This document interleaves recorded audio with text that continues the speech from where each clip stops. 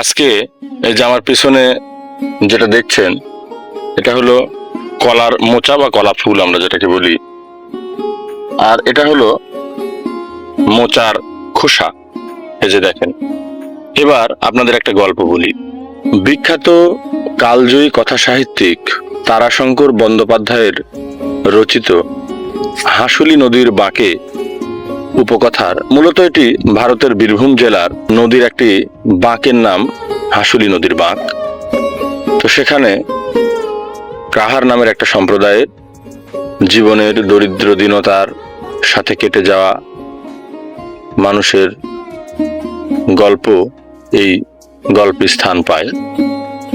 গল্পটা মূলত তাদের জীবন সংগ্রামের জীবনধারা, কাহার সম্প্রদায়ের মানুষরা যেভাবে বেঁচে থাকতো প্রকৃতির সাথে যুদ্ধ করে, নদীর মধ্যে যে নৌকাগুলো চড়ে বেড়াতো।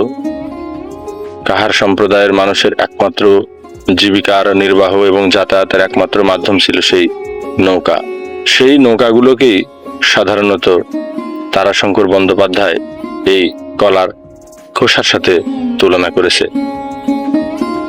এছাড়াও এই কলার মোচা বা কলার ফুল এটি বিভিন্ন ধরনের আমাদের পুষ্টিগুণ সমৃদ্ধ খাবার। শুধু তাই নয়, এই কলার মোচা বা কলা ফুল অনেক পুষ্টি সমৃদ্ধ একটি সবজিও। এটি রক্তে শর্করা নিয়ন্ত্রণ করে, ডায়াবেটিস ঝুঁকি যাদের, যেসব রোগীদের, তাদের ডায়াবেটিস নিয়মিত নিয়ন্ত্রণে রাখে। মহিলাদের বিভিন্ন ধরনের অনিয়মিত ঋতুস্রাবের সমস্যা হলে সেটি এটি নিয়মিত করে। আরও বিভিন্ন ধরনের ফাইবার এবং পুষ্টি সমৃদ্ধ থাকার কারণে যাদের পেটের সমস্যা বা কোষ্ঠকাঠিন্য জাতীয় সমস্যা, তাদের বিশেষ উপকারী এই কলা ফুল।